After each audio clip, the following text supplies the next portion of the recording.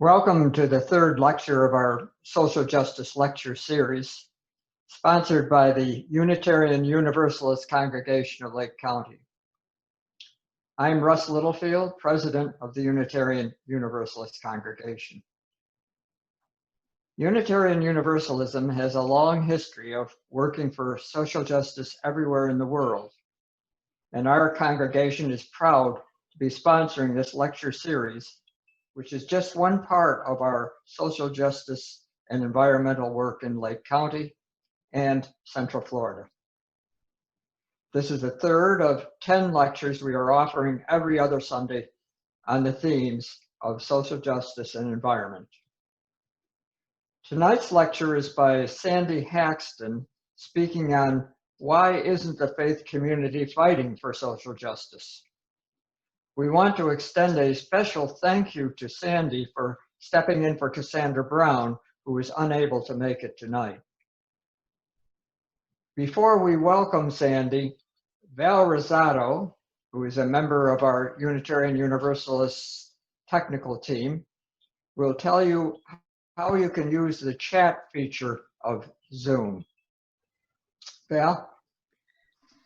Some of you may be new to Zoom, so I wanted to tell you a little bit about it.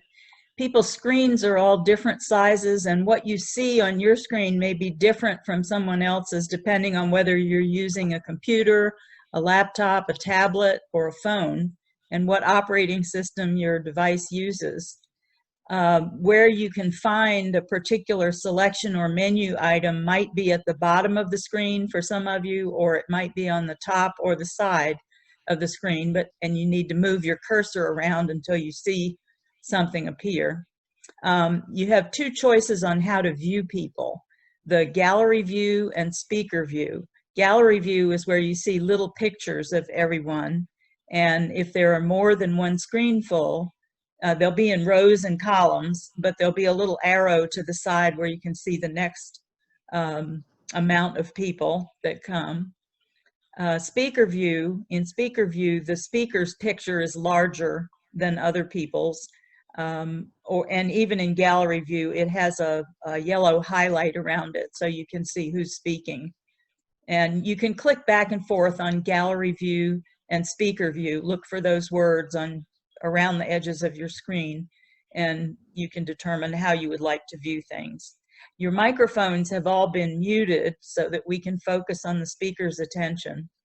But if you think of a question you'd like to ask, we'd like you to use the chat box. Again, if you move your cursor around, you'll find somewhere where it says chat. It may be down at the bottom, it may be on your little picture. There may be 3 dots that are a menu. Various things appear at different places on the screen. But in the chat box, you can type your question, and at the end of the program, the questions will be read, and we'll answer as many as we can.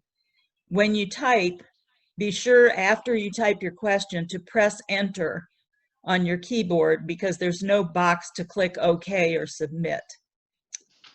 Thanks for coming, and we hope you enjoy the program. Thank you, Val. Now I'm going to light a chalice. The chalice is the logo of the Unitarian Universalist Association, of which our congregation is a proud member.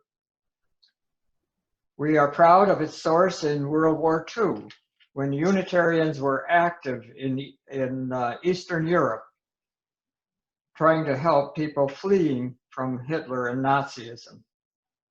It has become a universal symbol to Unitarian Universalist commitment to truth and justice.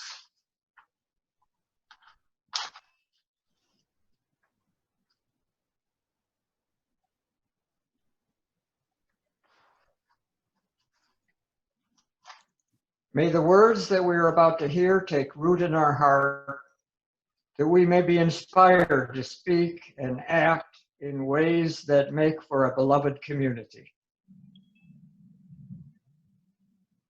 One of the hallmarks of Unitarian Universalism is working for social justice.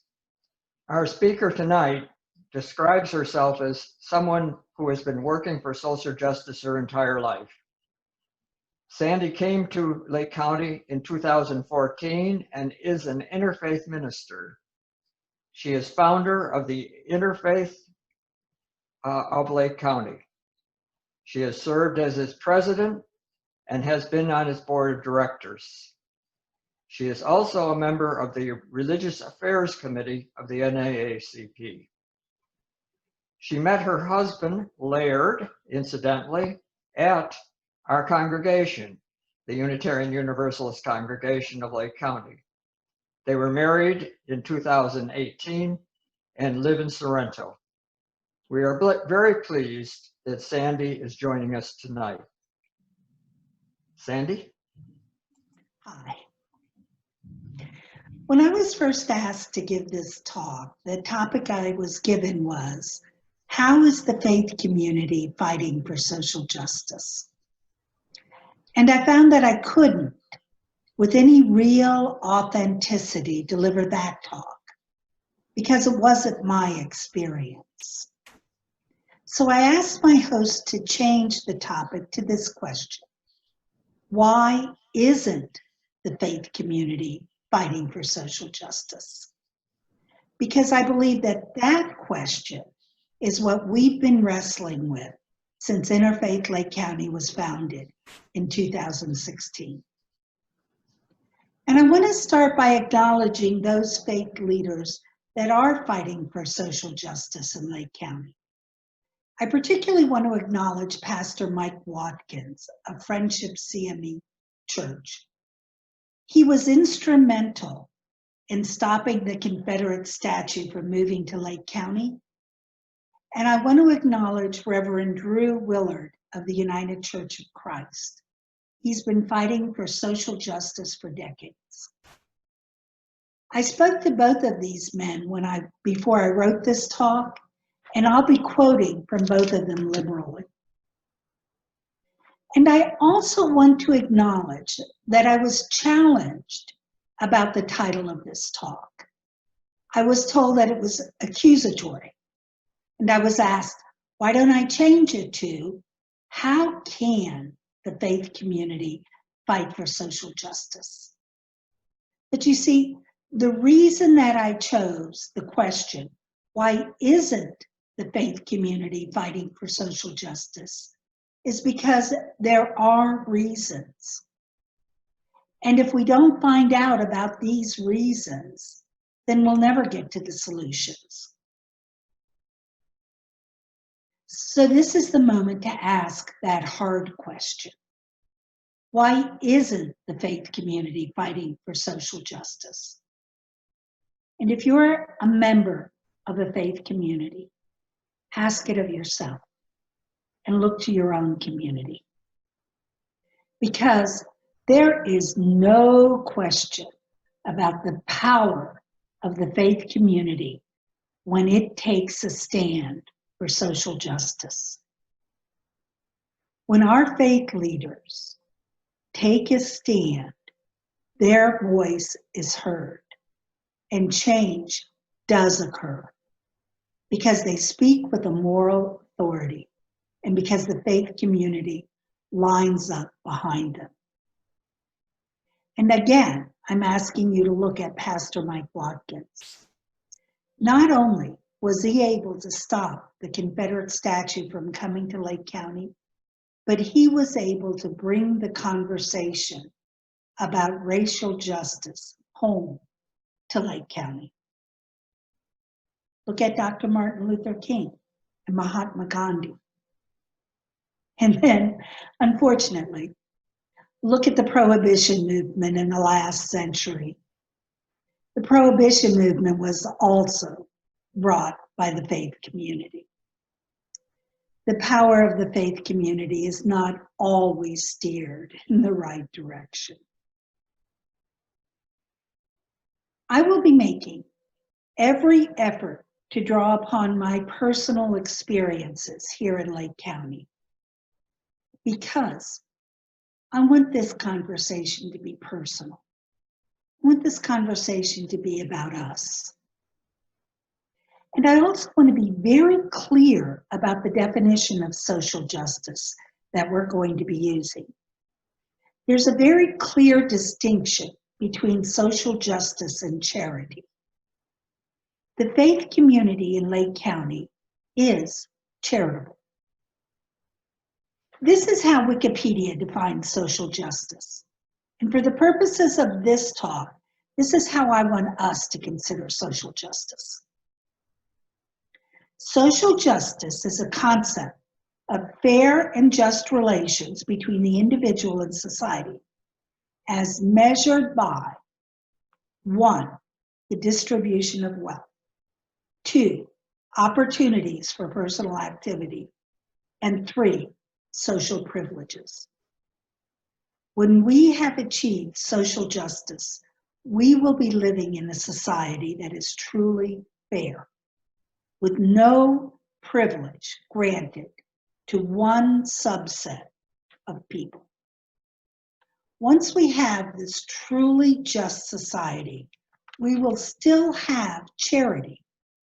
But charity will be looked at as a temporary helping hand available to all of us, and there will be no stigma attached to it. The conversation of being too proud to accept charity will be rendered obsolete. So, why should we have to fight for social justice?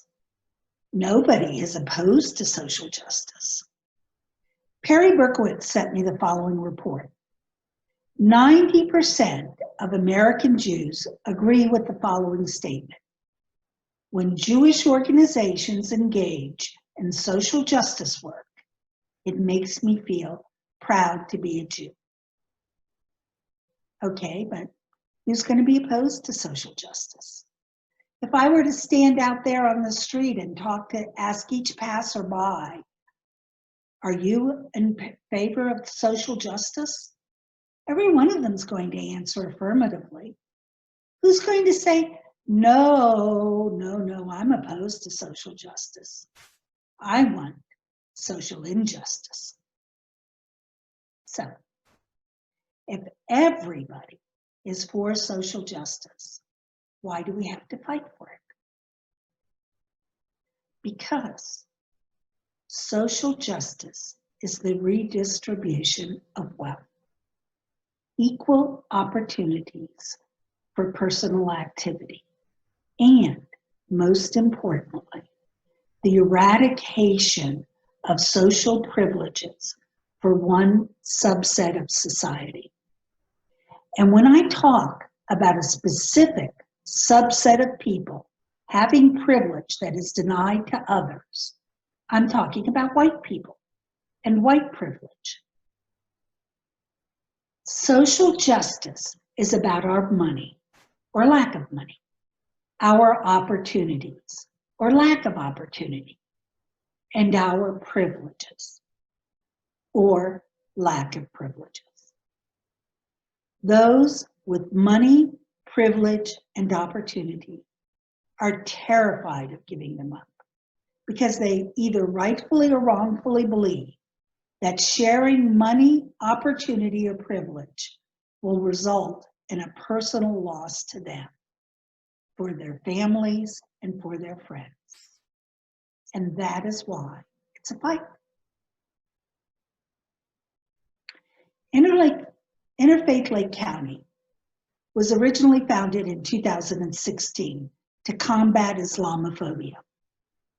I was sitting on the board of directors of a supposedly progressive Christian church that was trying to sell its building in Leesburg.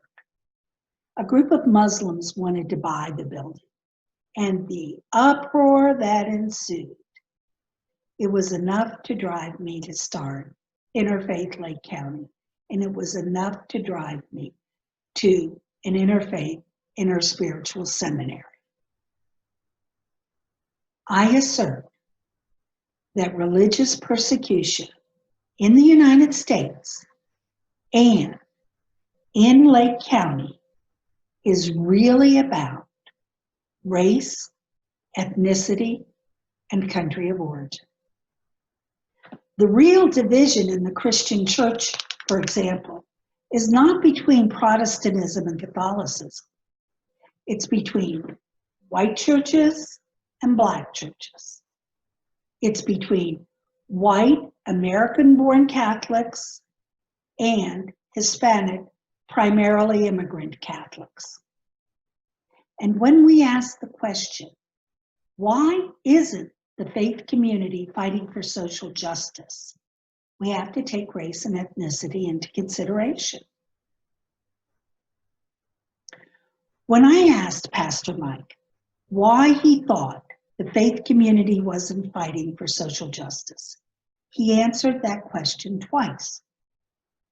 Why he thought the white faith community wasn't fighting for social justice, and why he thought the black faith community wasn't fighting for social justice. And when I asked Reverend Drew, he responded, well, I've given this a lot of thought, and I believe that I can answer for the Christian community. But you're going to have to ask Muslims and Jews, because I'm not sure that the same dynamic applies. So, as for why the white faith community isn't fighting for social justice, the answers Pastor Mike and Reverend Drew gave me correlated with my own experience. Reverend Drew said that in the beginning, the Christian faith was being persecuted by the Romans, and to fight for social justice was tantamount to a death sentence.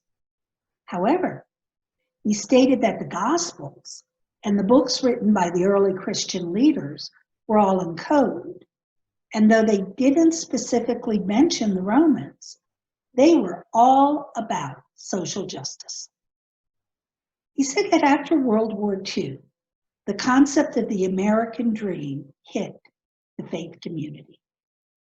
Church buildings were getting bigger and grander.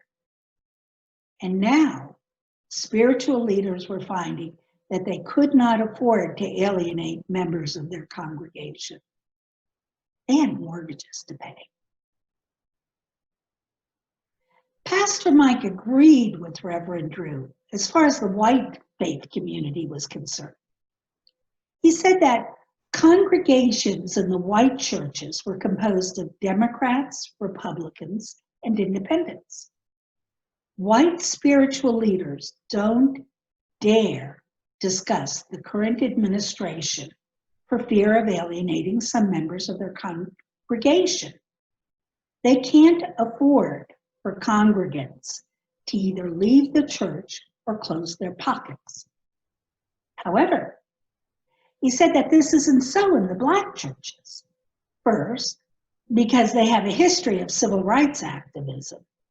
But also, he said that if he mentions what's going on in the country in his church, every congregant in the building will be rolling their eyes.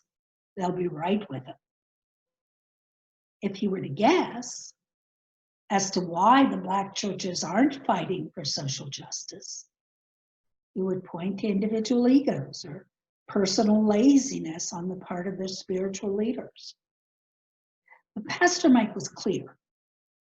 What it would take for any spiritual leader to take a stand for social justice would be courage, humility, and passion.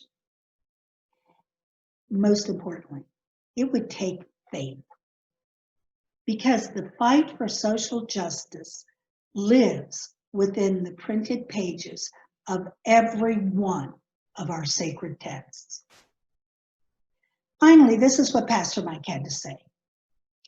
You know, Sandy, if I were to die tomorrow, within 30 days, Friendship CME Church would have another pastor. I'm concerned about my legacy. I want to know that I made a difference. God has given me a platform when he gave me the pulpit. Other spiritual leaders may not even realize the significance of their platform. Interfaith likes to showcase the golden rule. Do unto others as you would have them do unto you. That golden rule exists in one form or another in every major world religion. But I say that when it comes to our faith community, the other golden rule prevails. The second golden rule is that he who has the gold rules. So, when I can even get a return call from a spiritual leader, and that doesn't happen often, what I hear from them is their concern for not upsetting some of the members of their congregation. That's the reason I get when they're being honest. If they don't want to face up to their real reason for hiding behind the pulpits, they insist that they're just too busy. In the beginning of the year, I was approached by someone in the political arena. The North Lake Tea Party had just put out an extremely incendiary newsletter. The organization spoke of a Jewish organization, and this is how they described it. They believe that the Democratic Party has abandoned its truths and is openly hostile to Jews in Israel and welcoming to Islamists who want to destroy Israel, Jews, Christianity, and traditional American culture. And then, when they wanted to make sure they weren't leaving anybody out, the newsletter later went on to accuse Obama of inviting American Muslims and poor, lawless, uneducated migrants from Central America. And then finally, they defined who would be left to be in their company. Our people make our society. If too many other people are important, we will be a different nation. They went on to note that there was a church in Claremont that was giving them a table at Sunday services to distribute information. Now, the person who forwarded the newsletter to me wanted to know what would be the interfaith response. So I figured, well, this one's easy. I would contact spiritual leaders from the Christian, Jewish, and Muslim communities to give me examples of language from their sacred texts that calls for the unity of all mankind. Then I would have them sign a letter denouncing the divisive and inflammatory comments in the newsletter and calling upon that one Claremont church and all other churches, synagogues, and mosques in Lake County to promote civil discourse among their congregants. Well, by the time I finished getting the runaround from the spiritual leaders of the church, synagogue, and mosque that I approached to assist me in writing the letter and signing it, that letter was no longer timely. The North Lake Tea Party had moved on. In fact, they were going to have to go back into their archives to find the newsletter that we were talking about. The church leader and the imam told me that they were too busy. However, the synagogue gave me the true answer. They were afraid of alienating some of the members of their congregation who might actually agree with the language in the newsletter. Then there's another dynamic at work within the non-white faith communities. When the New Zealand mosque was shot up, a local mosque held a community meeting that was really well attended by non-Muslims. At that time, not only had the mosque been shot up, but there had been a horrific massacre at a synagogue in Philadelphia, and historic Black churches were being burned in Louisiana. There was no mention at this meeting of the violence being perpetrated upon other houses of worship. And when the countywide movement was happening to protest the Confederate statue coming to Lake County, there were very few Muslims present at any of the marches, protests, or prayer vigils. We have not done a good enough job of connecting the dots between religious bigotry and racial hatred. And where there is no recognition of common purpose, the power of the faith community in standing together for social justice is diminished. And finally, there's one more very important consideration that must be factored into this conversation. It was brought to my attention by Anwar Latif, the president of the Islamic Center of Claremont. He asked us to consider the median age of our faith communities. He stated that in his own mosque, the median age was over 50. The fight for social justice, he believes, belongs to the young, who bring both passion and energy to the fight. And this, of course, is ironic, because if the faith communities were to take a stand for social justice, then the young would be attracted to them. The young would find the faith communities more relevant to their lives and their concerns. So now comes that part of my talk that someone asked that I begin with. What can the faith community do to fight just for social justice? The first thing you can do is to take responsibility for your own power. It does not matter what faith community you belong to. That community cannot afford for you to leave or for you to close your pocket. There are mortgages, light bills, and salaries to pay. You have the gold. You make the rules. Even if there are a few big donors in your congregation, those few donors aren't going to pack the pews. Those big donors don't want to be sitting all by themselves in the middle of empty pews. You're necessary. So have those hard conversations, and don't expect them to begin from the pulpit at first. When conversations about social justice start taking place in the fellowship halls, they will eventually find their way to the pulpit. And some of those conversations are hard,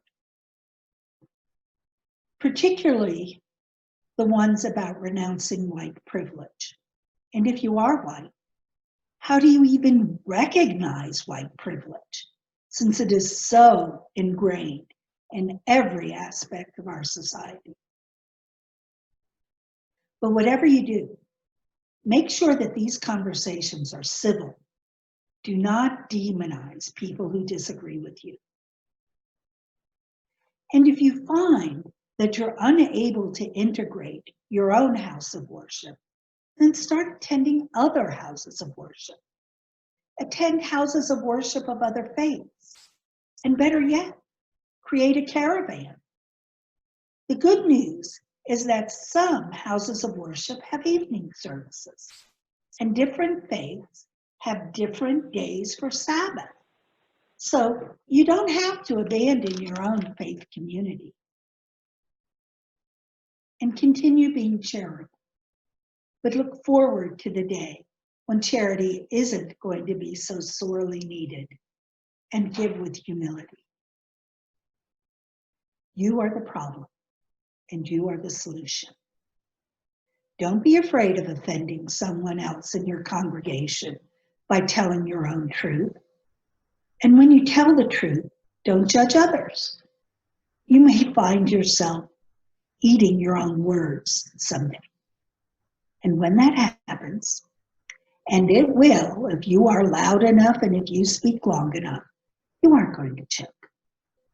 Just another opportunity for humility. So why doesn't the faith community fight for social justice? Because they're afraid of upsetting the apple cart. Because they're dependent upon spiritual leaders who are, in turn, dependent upon them, and nobody makes a move. Because they're divided and insular, and because they don't recognize their own need for each other, their own common interests. Because the congregation is older, and this fight belongs to the young, who in turn are turned off by such passivity and irrelevance. Most importantly, because they're waiting for you. They're waiting for you to make the first move, to say the first words. They're waiting for you to be the leader.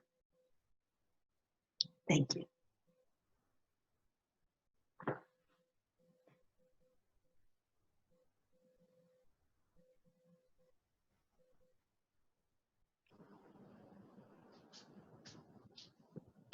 Thank you, Sandy, for that challenging message. I am sure that some of you have questions. As you have heard, you may send your questions via Zoom by using the chat box. Kristen Hughes is a member of our tech team and a member of our worship committee. I will be reading some of the questions. So Kristen, if you're ready, let's get started. Thank you very much, Russ. And Sandy, thank you for a tremendous talk. Really appreciate it. One question that's come up on the Zoom room is the Salvation Army is a religious organization involved in helping the homeless and feeding the hungry, as well as helping other people in Lake County. Are you aware of them being actively engaged in social justice activities?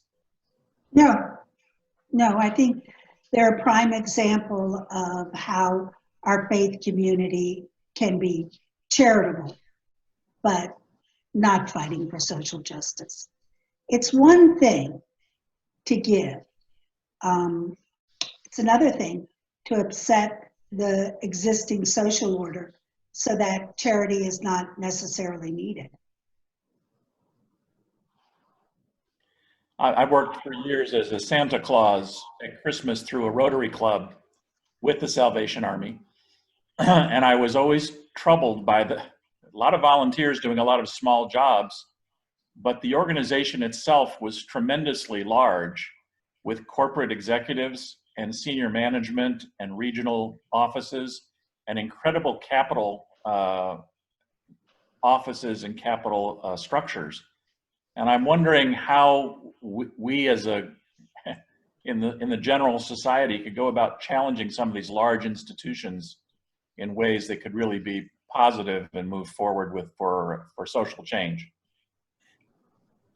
I think one of the problems within the faith community is that we're so top down, and we expect to be led by large corporations or by our spiritual leaders.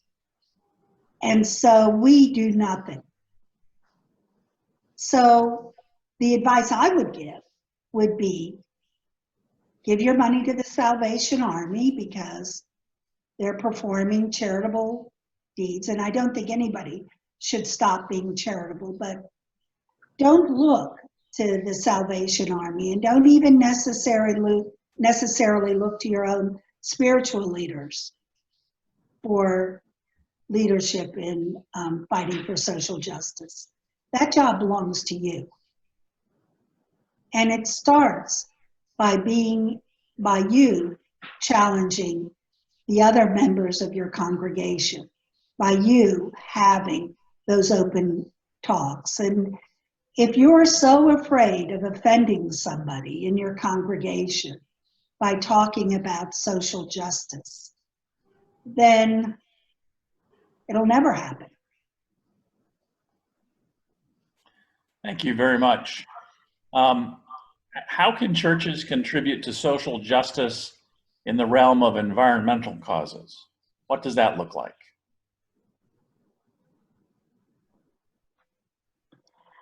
I believe in joining. I believe in joining organizations.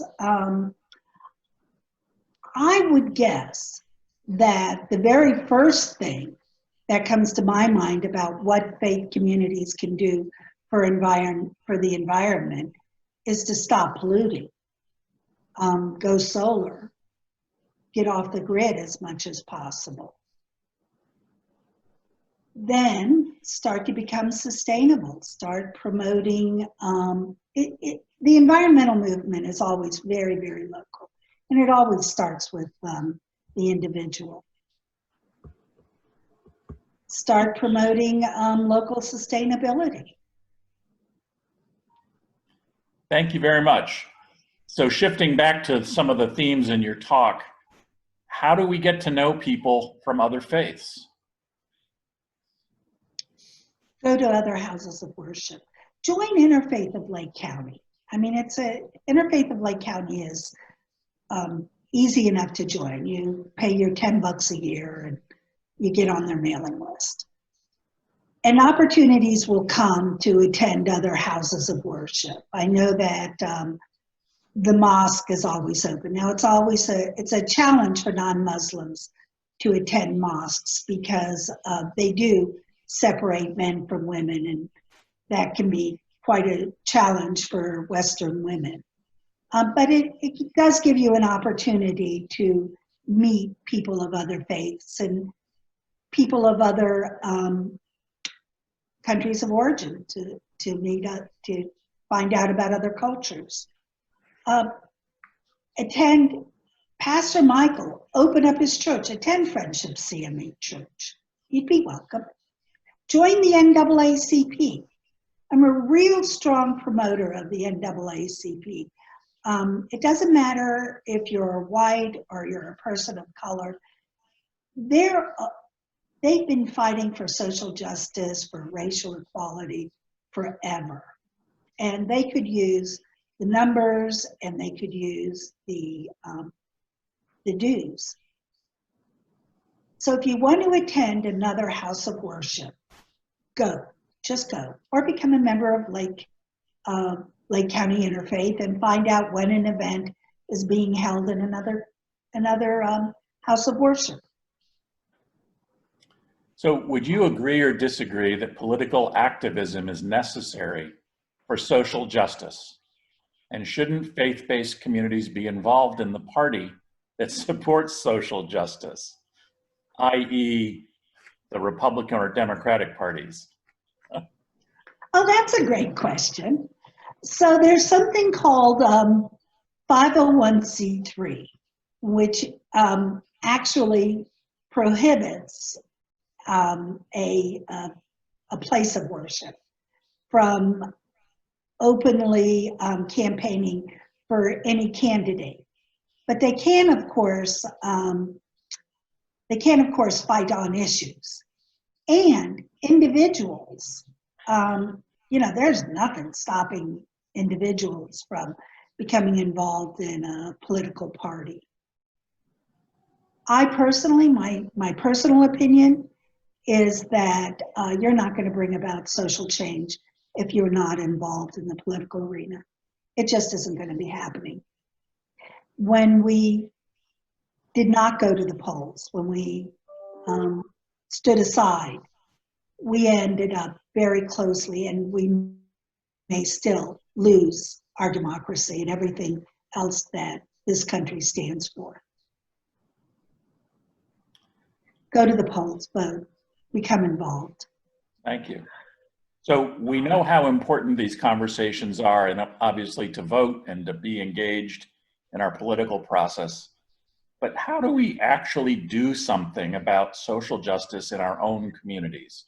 How do we get active locally? Join organizations that are working on issues. This is what I think. Now that the Confederate statue is no longer coming here, I will tell you what I think is the biggest issue that we need to become involved with. And I don't know how to do it because I've tried, is we really need to support the Hispanic community in Lake County. The sheriff of Lake County is one of the few counties that has specifically declared that they are not going to be a sanctuary county. Well, not only are they not going to be a sanctuary county, but that the sheriff's office is going to actively work with ICE.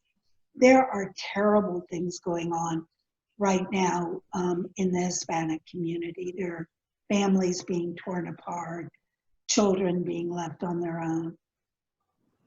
The problem with getting involved, well, anyway, within the faith community, and I've approached the Catholic Church because we do have a relationship with the Catholic Church, and what I was told is that they're just very, very careful to protect the identities of undocumented people in Lake County, and that you know, we can give to Catholic charity, but I was not given an entryway into the Hispanic community. And I tried. So it's clear that money, white privilege are very uncomfortable conversations to have. And with people that you see only once a week, maybe at church or at a Zoom meeting, how do you go about beginning conversations with individuals around those topics? Well, first of all, and now I'm going to talk to white people, like, you know. So first of all, you have to recognize it. And it's very, very difficult to recognize. But I'm going to give you an example. You've all heard conversations on television about how people of color talk to their children about the police. And you've heard, you know, that put your hands up, you know, like that, because they're actually terrified of their children being killed. But then I want you to look at, or anyway, I've looked at the conversations within my own family about the police. And I know what I've done with my nieces and nephews, and I know what was done with me is I can remember being in restaurants in which there's a police officer eating a meal and having all of the little children being trooped up to the police officer to say hi, so that we would teach our children that the police are our friends. We don't have that conversation. One of the privileges that we enjoy is that the police protect us. And there are other conversations. There's what happens when we go window shopping in expensive department stores. The deference that we are treated with, whether or not we're just window shopping or whether we truly intend to purchase. But I can guarantee you that a person of color does not receive that same deference when they're in department stores. And you don't even think about it. You just take it for granted. And there are tens of thousands, probably, other instances of where we have been the recipient of privileges that are denied to other people. And we don't even know them. So what there is to do is to be aware. And when you are the recipient of white privilege, denounce it. And where you see a person of color being discriminated against, you stand up for that person and you say something. You don't keep your mouth shut because you're a little embarrassed. Don't ever keep your mouth shut because you're embarrassed. Ever.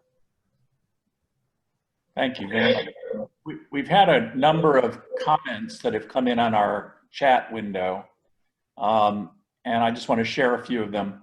Alan Harris has just reminded us all that around the political question, caucuses can be formed within whatever congregation one belongs to that are independent from the congregation. So churches, Sorry. that's okay. Churches can be a gathering place where communication can occur, and then other organization can occur outside of the church. It's not in the formal structure of the church. Diana K. Reed shared that the Farm Workers Association in Florida, in Apopka, may be a good entry place into the Hispanic community. And she was asking, how could we get more involved with the Farm Workers Association? And we had a talk a couple of weeks ago from the leader of the Farm Workers Association, head of the Farm Workers Association, and we have addresses and phone numbers and contacts for people down there to reach out. Another comment came in from Safa Barakat, who says that in the Muslim community, there is the general belief of practicing patience when facing calamity and injustice. So, I'm out of questions myself. Safa, would you like to comment? Maybe unmute yourself and share a little bit more. I see that you've added another comment regarding the Prophet Muhammad. Would you like to share that in person? Yes, I just didn't get a chance to type it all in, and the enter just sent it before I finished. But basically, what I wanted to add here was there is this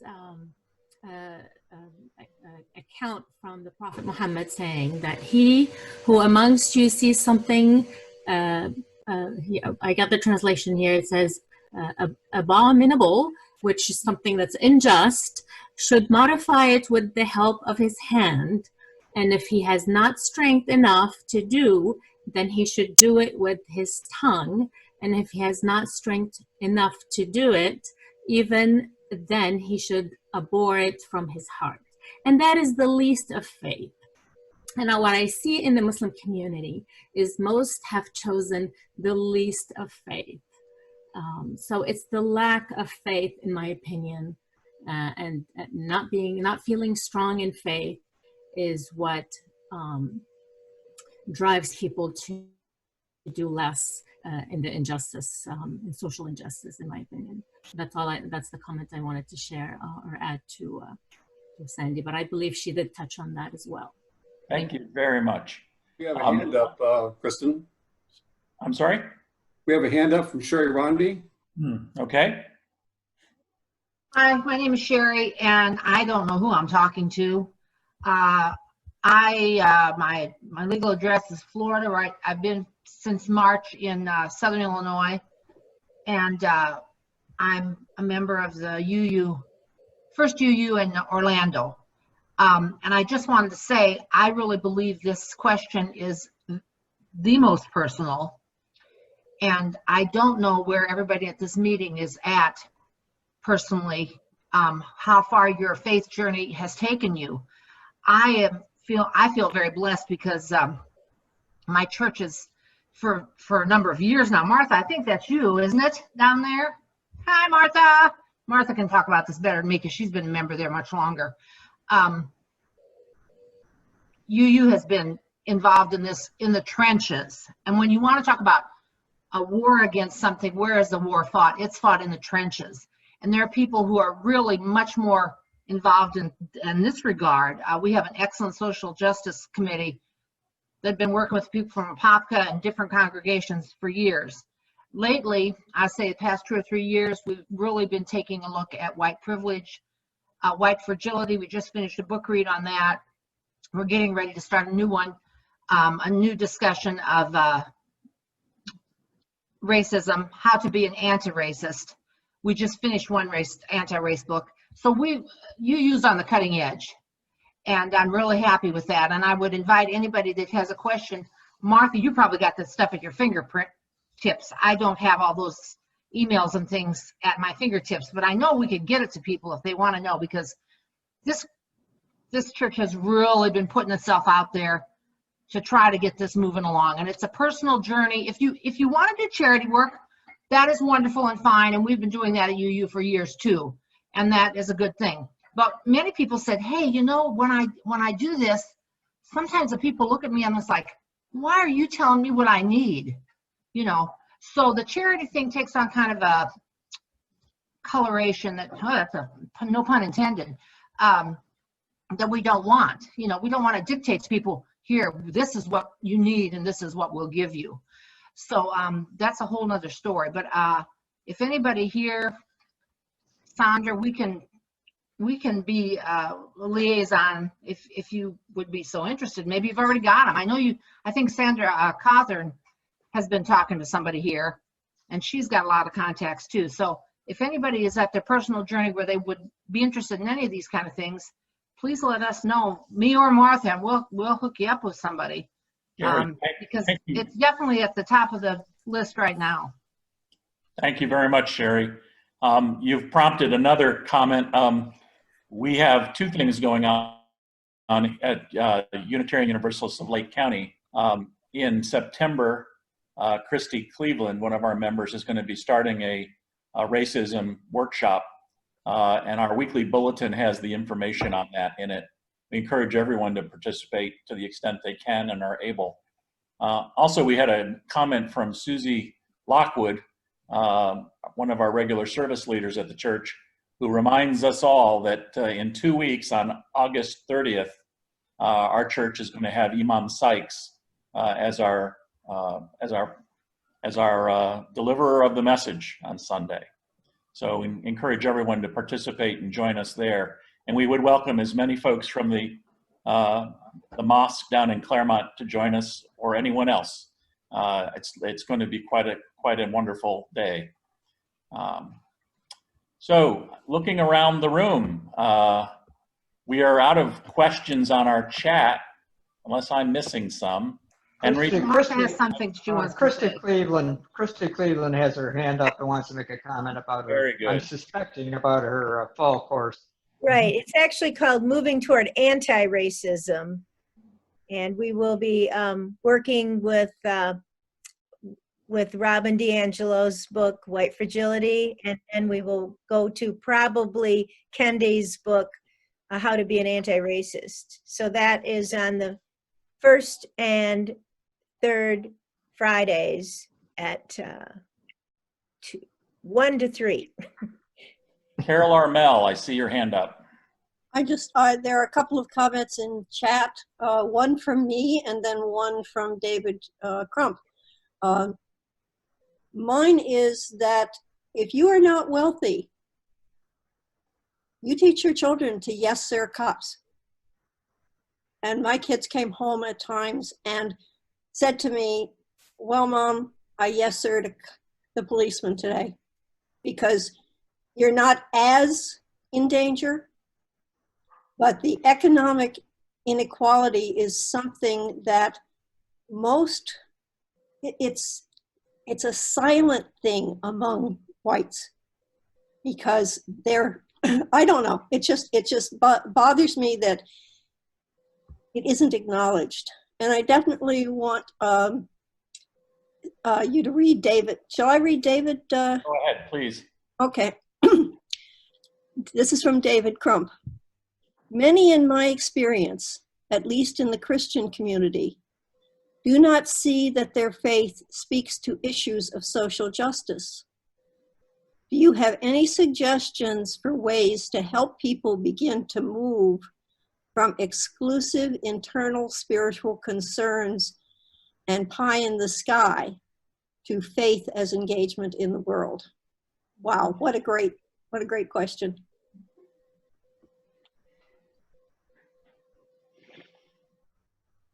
Sandy, that's for you.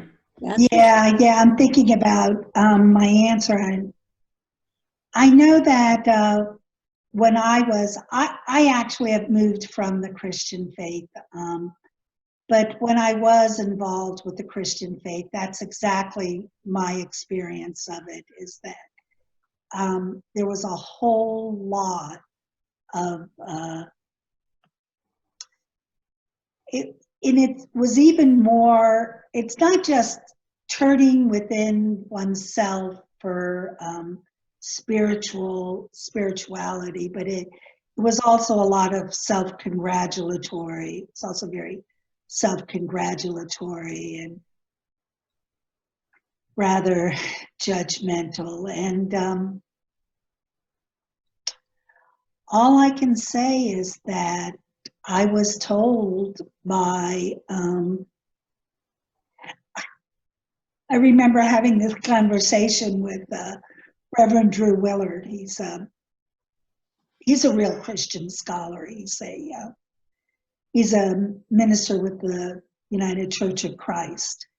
And he went on and on and on. I mean, I had pages. I just stopped taking notes of all of the instances within all of the Gospels and all of the books of the early Christian leaders that spoke about social justice and taking a stand. And he believes that the only reason it's not so apparent is because of the early church leaders, their fear of the Romans, and so that it's obscured the call for social justice. But I think that social justice, I know every time I speak to a scholar of any particular religion, Islam or Judaism or Christianity or any other religion that I've spoken to people about, the call for social justice, for, they call that putting your faith into action, is fundamental, it's instrumental. And that whole turning within, and it's awfully, I hope this isn't too crude, but it's really very, very masturbatory. It's so self-congratulatory and so self-involved. I can't possibly see where it is that kind of action is beneficial to any religion, and it's probably why so many churches are closing their doors. David Crum. Yeah, just very briefly. Thank you, Sandra. Yeah, I struggle with this also. I think one way is to provide people, maybe especially young people, but not just young people, with the opportunity to be, to be immersed or be engaged in a setting for a period of time, for a short period of time even, where they're, living with or seeing folks that are struggling with poverty, with discrimination, with race, racist discrimination. And that doesn't work for everybody. I mean, I've been amazed to see people in those settings who bring all of their interpretation to that and walk away just as convinced that Jesus is the only way as they came with. But then there are other folks who that kind of breaks loose, the questioning.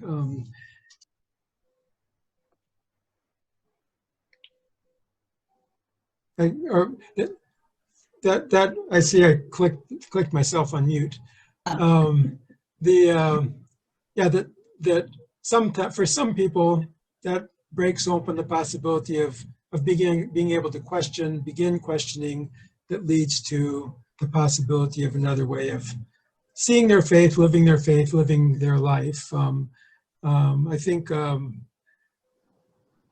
being in a setting where you have experiences, but then have opportunities to debrief in a way that's critical, that raises questions, is a helpful process. But like I said, it doesn't work necessarily for everyone.